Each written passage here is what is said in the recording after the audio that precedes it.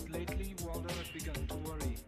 He'd had trouble sleeping at nights, and when he did, he had horrible dreams.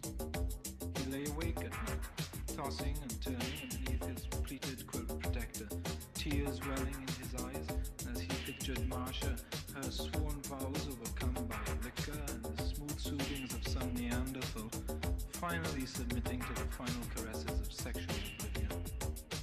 It was more than the human mind could bear. Visions of Marcia's faithlessness haunted him. Daytime fantasies of sexual abandon permeated his thoughts. And the thing was, they wouldn't understand how she really was.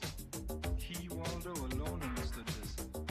He had intuitively grasped every nook and cranny of the psyche. He'd made her smile. She needed him, and he wasn't there. The idea came to him on the Thursday before the Monmouth parade was scheduled to appear. He just finished mowing and edging the Edelson's lawn for $1.50, and I checked the mailbox to see if there was at least a word from Marcia. There was nothing but a circular from the Amalgamated Aluminum Company of America inquiring into his awning needs. At least they cared enough to write. It was a New York company. You could go anywhere in the mail. Then it struck him. He didn't have enough money to go to Wisconsin in the accepted fashion, true, but why not mail himself? It was absurdly simple. He would ship himself parcel post special delivery. The next day, Waldo went to the supermarket to purchase the necessary equipment. He bought masking tape, a staple gun, and a medium-sized cardboard box just right for a person of his build. He judged that with a minimum of jockeying, he could ride quite comfortably. A few air horse, some water, and perhaps midnight snacks, and it would probably be as good as going tourist. By Friday afternoon, Waldo was set. He was thoroughly packed, and the post office had agreed to pick him up at 3 o'clock. He'd marked the package fragile, and as he sat curled up inside, resting on the foam rubber cushioning he thoughtfully included, he tried to picture the look of awe and happiness on Marcia's face as she opened her door, saw the package, tipped the deliverer, and then opened it to see her Waldo finally there in person. She would kiss him, and then maybe they could see a movie. If he'd only thought of this before. Suddenly, rough hands gripped his package, and he felt himself borne up. He landed with a thud in a truck and was off. Marcia Bronson had just finished setting her hair. It had been a very rough weekend. She had to remember not to drink like that. Bill had been nice about it though.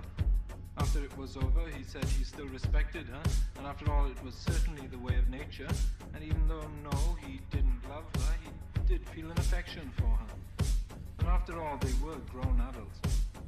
Oh, what Bill could teach Waldo. But that seemed many years ago. Sheila Klein, her very, very best friend, walked in through the porch screen door and into the kitchen. Oh God, it's absolutely modern outside. I know what you mean. I feel all the heat. I'll be damned if I ever be like free. Free.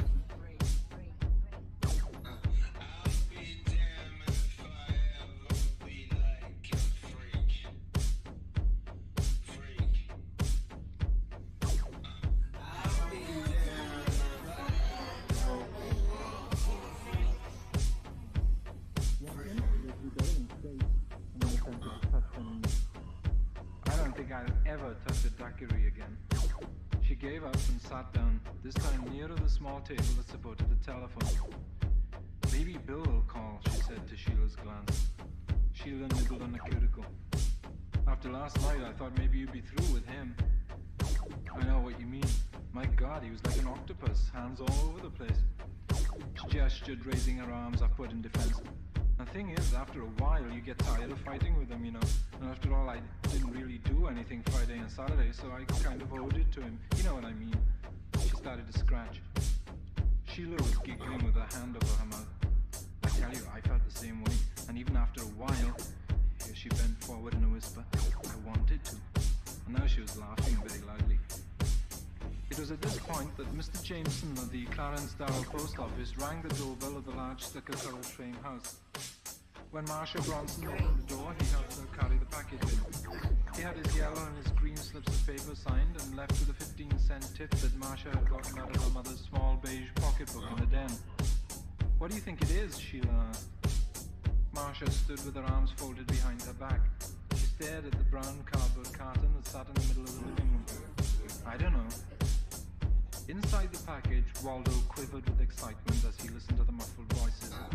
Sheila ran her fingernail over the masking tape that ran down the center of the carton. Why don't you look at the return address and see who it's from? Waldo felt his heart beating. He could feel the vibrating footsteps. It would be soon. Marcia walked around the carton and read the ink-scratched label. Oh, God, it's from Waldo. That schmuck, said Sheila. Waldo trembled with expectation. Well, you might as well open it, said Sheila, and both of them tried to lift the stapled flap.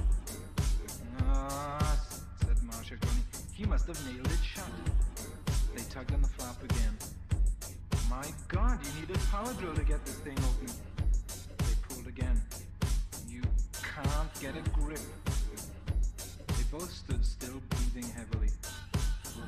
Why don't you get a scissor, said Sheila. Marcia ran into the kitchen, but all she could find was a little sewing scissor. Then she remembered that her father kept a collection of tools in the basement. She ran downstairs, and when she came back up, she had a large sheet metal cutter in her hand. This is the best I could find. She was very out of breath. Here, you do it. I think I'm gonna die. She sank into a large fluffy couch and exhaled noisily. Sheila tried to make a slit between the masking tape and the end of the cardboard flap, but the blade was too big and there wasn't enough room. God damn this thing, she said, feeling very exasperated. Then smiling, I got an idea. What, said Marcia.